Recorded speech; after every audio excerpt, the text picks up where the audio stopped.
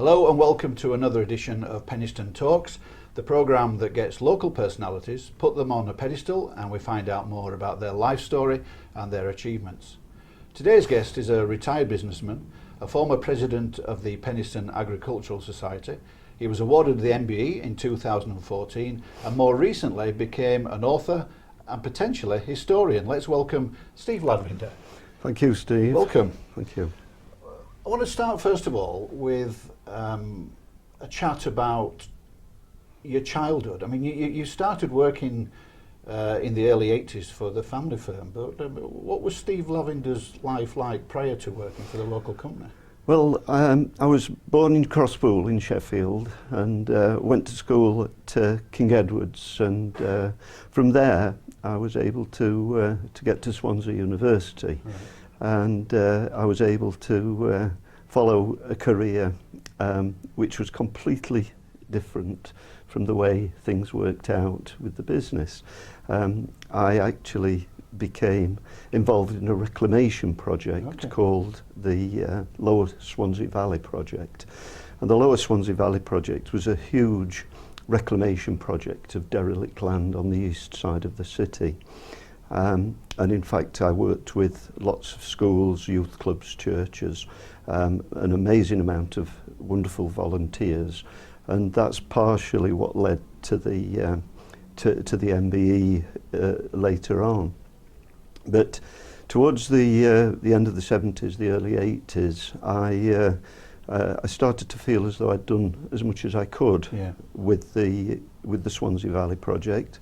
We'd planted tens and thousands of trees. We'd done a lot of the reclamation, and it was down now to the town just letting things happen, which it actually did, and it's a beautiful area of Swansea now. And so my wife and I made the decision to come up to Penistone. My father, Jack, and my brother Dave, together with my mother, had set up this metallurgical business which was called non-destructive testing. So this was testing of materials without causing the material under test any damage. So you would use things like ultrasound, magnetism, radiography, and they were just starting to get busier and busier, and I asked them if they felt that I could fit in to help to manage the business and allow them the time to go and work and do the testing. And that was in 1982? That was in 82, yeah. In 1985, you changed the name of the business, didn't you? From it was JD Lavender Partnership, and then it changed to Lavender International NDT. That's right, yes. I mean, just talk to us a bit about NDT. That's non-destructive testing. But what does it entail? Well, mainly you're looking at the integrity of steels and materials, either before they go into the structure or whilst they are in service. And it actually includes absolutely everything that you could think about in terms of infrastructure, pipelines, aircraft, oil rigs, buildings, all sorts of things that might include a material such as steel that might fail. Yeah. So what you do is you put the material under test before you use it to look to see if there's any flaws or any discrepancies in the material that don't meet the specification that it's going to be used for. In a simple terms, it's very much like the way we would investigate the body medically, because you'll have heard of ultrasonic scans looking for babies and checking out pregnancy. You'll have heard of magnetism. You'll have certainly heard of x-rays looking for broken bones. And the principles are very similar. The physics is the same. Things change in the parameters of how it has to be used, because taking radiation through the skin is quite different from taking radiation through a piece of steel. But the physics are all the same, and so you're able to look at whether something can carry on in service or whether it's starting to fail because there's a crack creeping in, and hopefully you get there before it fails So you can stop a disaster, you can stop problems. And what our business was doing was early days was involved in non-destructive testing materials and actually going and doing the work. But we realised that there was quite a big need for training of people so that they were prepared, so that they could take exams and be qualified. And so the business started to change and became very much a training facility. And in 1985 we realised that we weren't going to stay as a small family business. We were going to grow, and that our plans for the future were going to be big. So we became Lavender International. We started to employ more people. Was it a niche business at the time? It's something you As a don't specialist hear business? of. It is, yeah. It's something that you don't hear a great deal of, because the results of good non-destructive testing are nothing happening. Yeah. The disaster doesn't happen. Yeah. The event that you hope you're protecting against never takes place. So long as all these people are working, doing their jobs and doing it to the correct specifications, then you'll be kept safe, and that's how we like to work. But there are lots of companies around the world. It's a worldwide industry. If you think just of one very simple area, aerospace, it is enormously important that every single item that becomes a part of the plane meets its requirements. And so there's a whole group of people that are aerospace specialists. Of course, during the 80s, there was the development of the oils, so the oil rigs, the oil pipelines, and still today with the wind power, all those structures have to be properly tested to make sure that they can be safe and continue in service. From a business point of view, over the years, the business has grown from strength to strength, hasn't it? And you became co-managing director. You went from having a local footprint in Penistone to having a global footprint. I mean, were you surprised in the speed of the growth? I think between the family, Jack and my mum Joyce and my brother Dave, the idea was to grow, and we were very, very lucky in the people that we became able to choose to join us. And we employed some really, really quality people, and gradually our services were invited to other parts of the world, and in particular today the company has a very strong foothold in America. And again, is well respected around the world, which is something that once Dave and I made a decision to pass the business on, that we've found, incredibly grateful that these people who we'd employed have grown into the new roles and taken the business and grown it. I can't say that I'm surprised. Maybe one of my own criticisms is perhaps I didn't move it fast enough, because I was a little bit reticent to grow too quickly, because that can bring about a fall. But because one of the special things about the business is it went to an employee-owned business, didn't it? Well, as Dave and I were approaching sort of talking about retiring, there were quite a few organisations that came to us and offered us deals and wanted this, wanted that, and in the end Dave and I thought that the best that we could do in terms of the way the family had built this business, it may not have been long term or the best value for us, but we felt that it was the most sensible way of carrying on our family business was to enable the employees to take over the business, and it became employee owned. And it's still something that I think they're very, very proud of. Yeah. And passionate about, aren't they? I mean, well, it drives passion when they own it, doesn't it? They are literally can benefit from being owners of the company, and you know, I think it was a little bit of a surprise to move out of the business and all of a sudden not be promoting it, managing it, and dealing with it. Yeah. But it was the right thing, because the new people had got new ideas, they'd got new strategies, they'd got new plans, and they've benefited enormously from a new set of from a new set of eyes, and a new way of dealing with the business. Yeah. We'll change tact a little bit. Go to 2014. You were awarded the MBE in the New Year's Honours List, and 27th of June. It was a family day out at Buckingham Palace, and you met Prince Charles. I mean, did that come as a surprise that you were awarded the MBE? Like most people who get the awards, you find out quite a long time beforehand. So I can remember it almost as if it's today. Really? That I went home for dinner from work in Penistone. I went home from dinner, and there was a letter with the palace logo on. And I looked at that and I thought, what?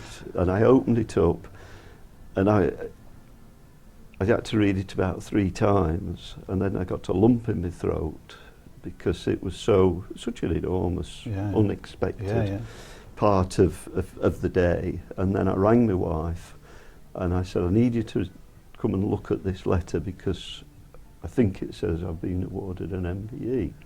And then I thought, I just need to know exactly what an MBE is, because you know MBE, and you know it actually is the member of the British Empire, a member of this, and it's one of the orders of chivalry, followed by the OBE, the CBE, and then the Knight. And you think, well, so you're dragging your feet on getting any further with that, really?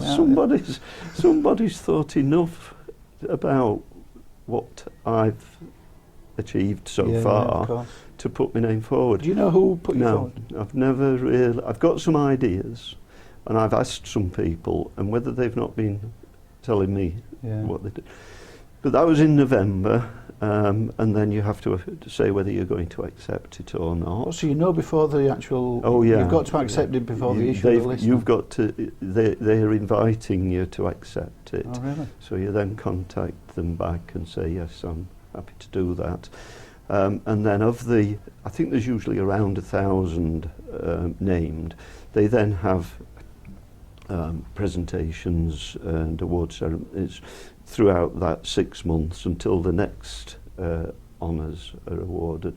So I was pretty much in the last group, but a day out at Buckingham Palace was part of it. But part of it was to do with the reclamation work in the Lower Swansea Valley. Yeah.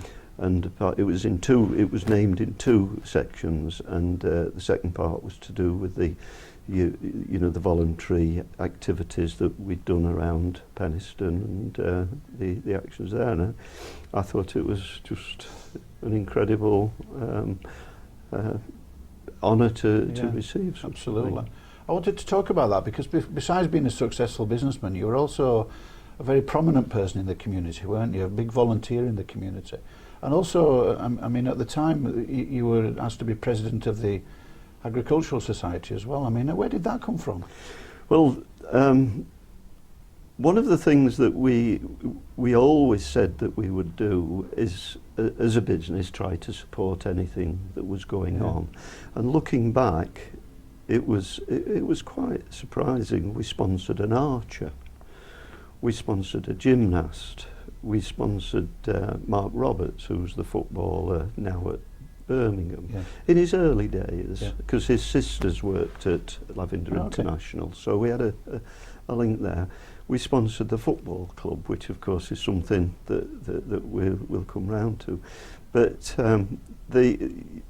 all this I felt was important for Lavenders to be seen as a part of the community, and not just a company that was there to, well, even employing people. I always tried to get people that were in our area, and so this is how I started to just get invitations. I was invited to be, and I still am president of the Footpath Runners, because we were at the start of the Penistone Footpath Runners.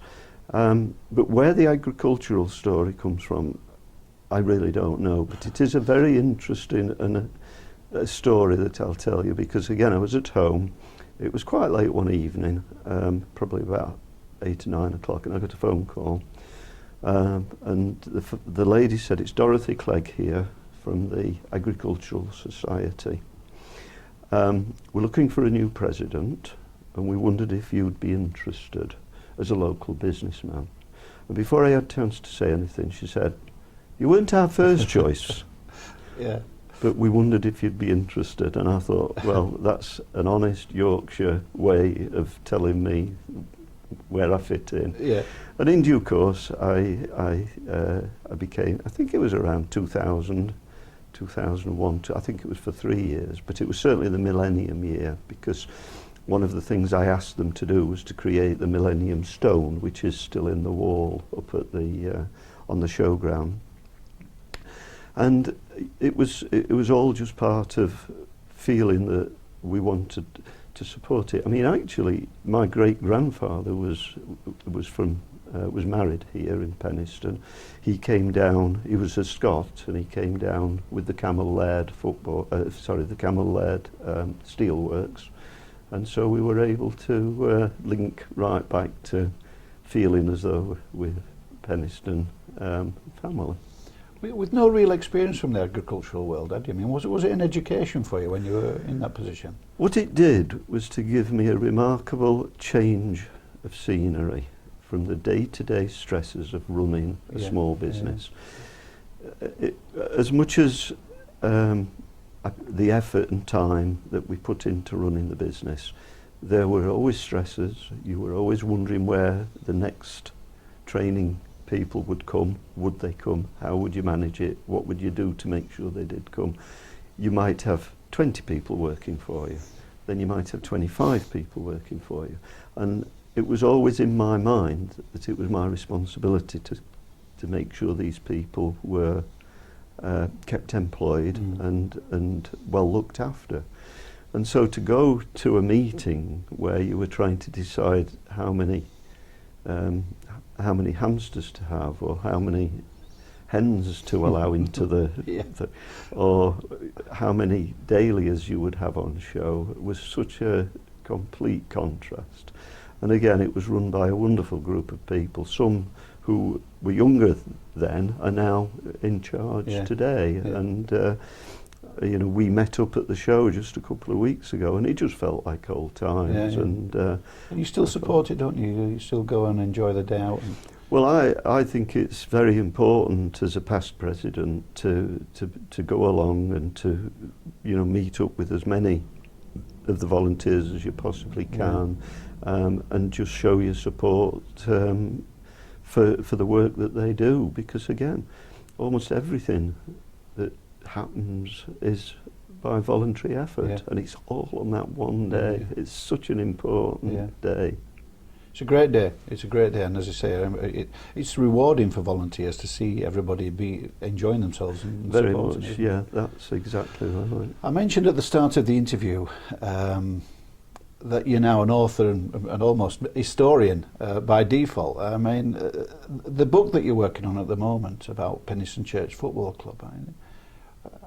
You said earlier you sponsored Penistone Church, but where did the idea come from for the book? Well, the first thing just to mention is that when I was at the Lower Swansea Valley project, I concluded my time there by writing a book as well. So I'd had an experience of, and that was effectively a historical review of the industry and the reclamation, and I got a great deal of pleasure out of that. Again, it was hard work, but more to do with this particular project. As part of, again, my voluntary work, I work with the Penistone Church Friends. I'm the chairman of the Friends of the church.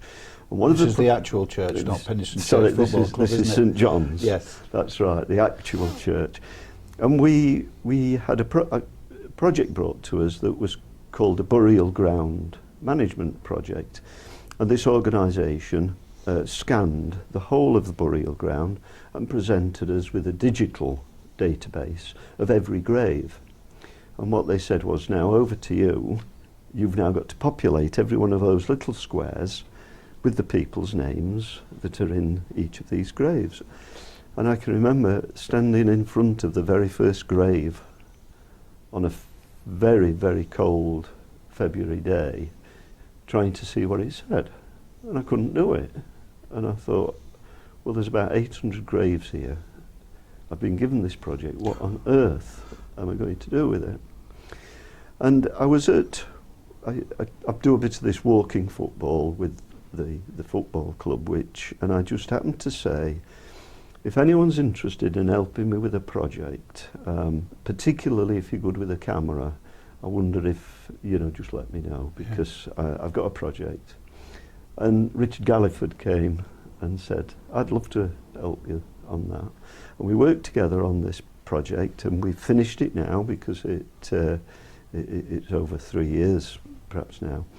But shortly after it, we discovered some of the graves seemed to have a link into another project that we were aware of, which would papers written by Kevin Neal about how people in Penistone around the 1800s, 1850s, might have had an influence on the game and the development of the game in Sheffield. And we recognised these names in the burial ground, and so we sat down, and it was Richard's idea. They said, would you be interested in writing a book on the football club? Because we'd already started writing these stories about the graves. And I said, well, yeah, let's set up a meeting. And we had a meeting with Dave Hampshire and Jim Hinchcliffe and said, look, can you give us your blessing so that we're not competing with anybody and you're comfortable that we are working with all these documents, and we're going to make a book that you'll benefit from. And it was decided very early on. We contacted Kevin Neal to ask his permission, and he said he wanted to work with us. He was in France. It was sort of COVID around that time, so we were all on Zoom meetings. We didn't actually meet for over a year, and yet we collected all this material. Kevin was more than happy to throw his weight into it. But this is back to 1906 when Penistone Church was started. I mean, how do you get the material from? Because it wasn't the age of technology, was it? This is where it's been a really fascinating journey, because I said to Dave Hampshire, can I come and pick up all your archive material, because that's where we'll start. And he brought it up in the boot of his car, a couple of old boxes, a couple of old files, that was it. Yeah. And it literally was it. There was a few photos, a few this, that, and the other, a few minutes of meetings, lots of programmes.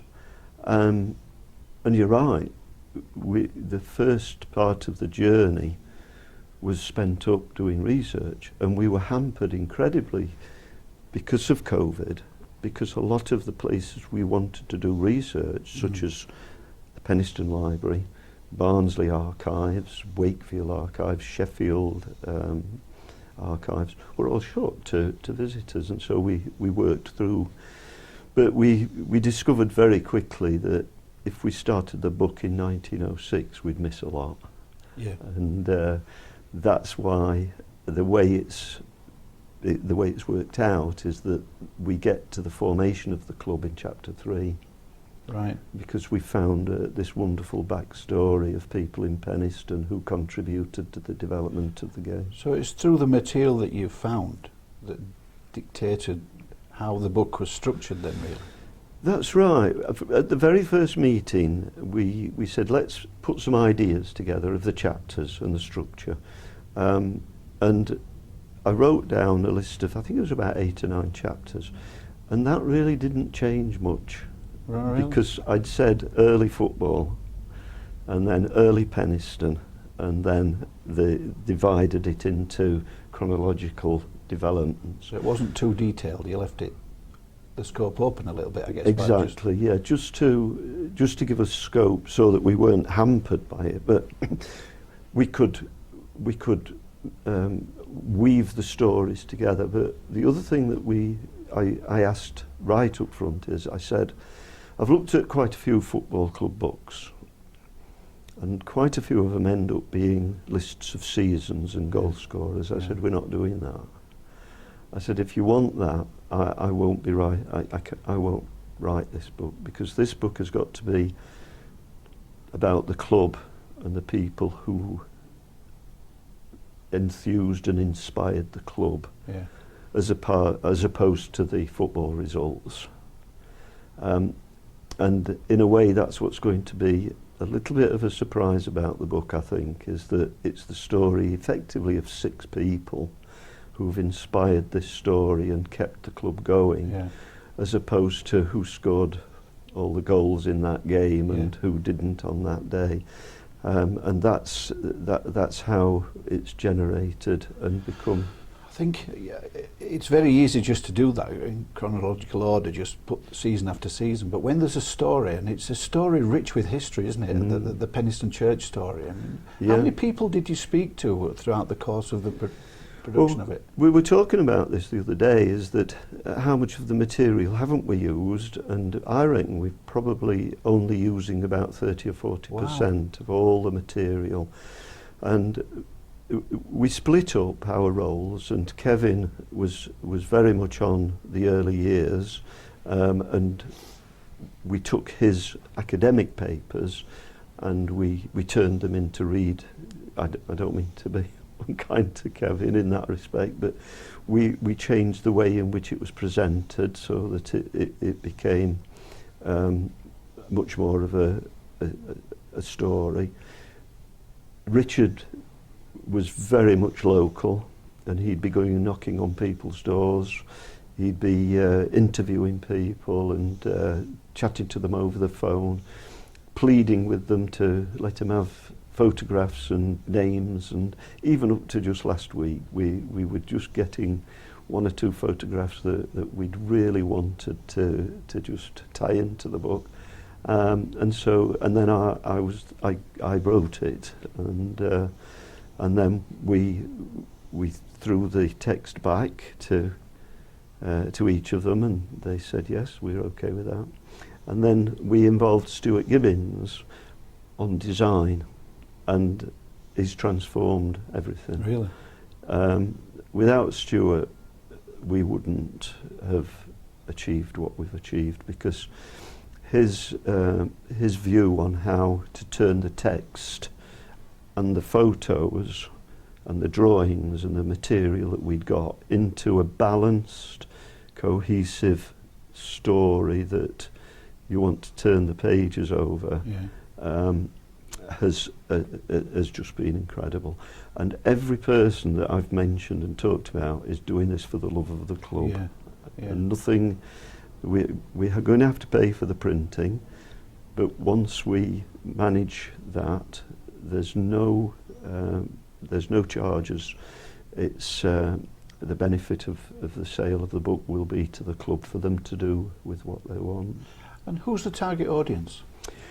Well, in a strange way, it's not the statistician that wants to know who scored all the goals. It's much more general public who think, I wonder what this story is. It's a storybook about inspirational characters, and I'd like to think people don't view it just as a football book, but as a story of Penistone that has at its backbone this club.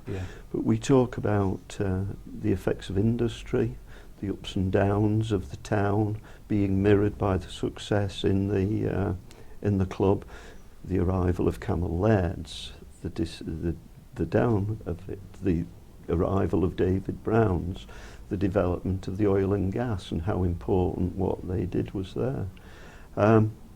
I mean, we talk about the clubs and their successes, but then... But that's part of their history, isn't it? Exactly, yeah. And the grounds where they were, and the photographs. There's a photograph exactly outside this building here. Why they took it on that big old wall that was here, and the road goes down, and it's outside the old photograph. We've got them outside the Spread Eagle. We've got photographs of them on the park just behind us. We know where all the grounds were. Yeah. We found 9 football pitches. Wow. And you can see them on the aerial photographs before they moved to the church memorial ground in 1949. So man hours in creating the book, I mean, how many man hours have you spent? Because you said it started just before COVID. So years-wise, you can say 2-3 years. But it actually is exactly 2 years. Is it? I looked back at my documentation, and pretty much the first meeting that we organised with David and Jim was in the middle of November 2 years ago. And we've been working on it pretty much all the time and managing it. I can't imagine, to be honest, the time. And for people watching this, I mean, they're probably thinking, well, how can we get hold of this book? I mean, when will it actually be launched? Today, the plan is that the launch event will be on the 19th of October at the cinema. We sent it to the printers, and we're told that will work. So we really are hoping that anyone who's interested will be able to come to the cinema that evening, and thereafter we'll have places of sale. Presumably one of the most obvious places will be at the football club, and maybe there'll be places around town that'll be happy to help us out. I think we are going to look at having our own website and a social media presence, because there's I'd like to think there'll be quite a bit of interest in it, and maybe wider than Penistone, that people will find it interesting. Yeah, because I mean the football world are always interested in the history of the club. I mean, you mentioned earlier about the Sheffield being the first football club. I mean, it's steeped in history around this area, isn't it? So there will be a lot of people interested in it, I'm sure.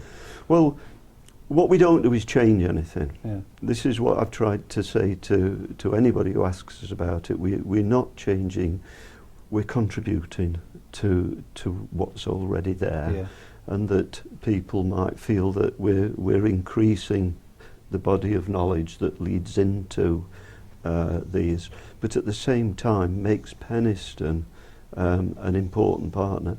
And St John's Church houses some remarkable graves of people that were integral into that, and these are stories that we brought into the book. So you could spend an hour walking around the graves, seeing this football story emerge up to the 1920s. So the book's launched in October 2022. What's next? Well, alongside the development of the football club book, I did mention that we'd started monitoring and putting data into the burial ground project. And as we went along, we could see stories emerging that we wanted to know more about these people, and more about certain graves and why that was written on that particular grave. And I've got a feeling there's a bigger story about this family. And so we started, and I say we because Richard and I have been working so closely on it. He works hard on the photographs and the sort of research, and I put it together as a story. So we started writing the stories from the stones, And these have been published on a couple of websites, such as Jack Briggs's Penistone Pictorial, which is his personal view of the Penistone and its area. And so they're starting to appear there. And I'm very grateful to him for that. And so, for example, we looked at the Wordsworth family. And I wanted, everyone says there's a link to William Wordsworth. Well, that's fine, but I want to find that link. I want to have a proper story that tells it. Yeah. And if we can find one of his ancestors buried in that church, then we should be able to do it.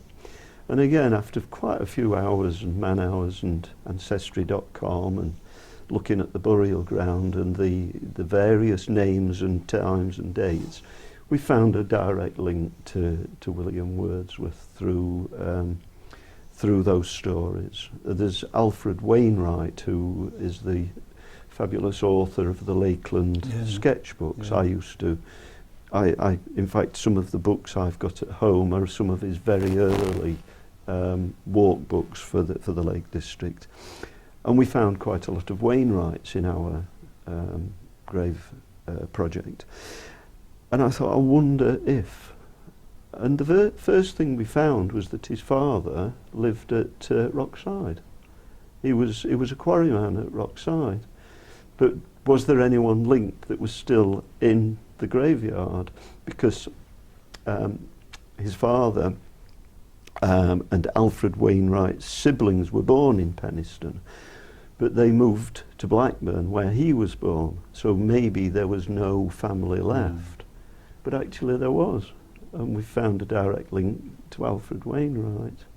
And in fact, I can't stop being interested in these things, so I've started I've started number 17 yesterday, and this is a story that's been helped again by another friend who's been saying, you might like this, called John Beardwood, and he sent me this story about Harry Brearley, who is the pioneer of stainless steel in Sheffield.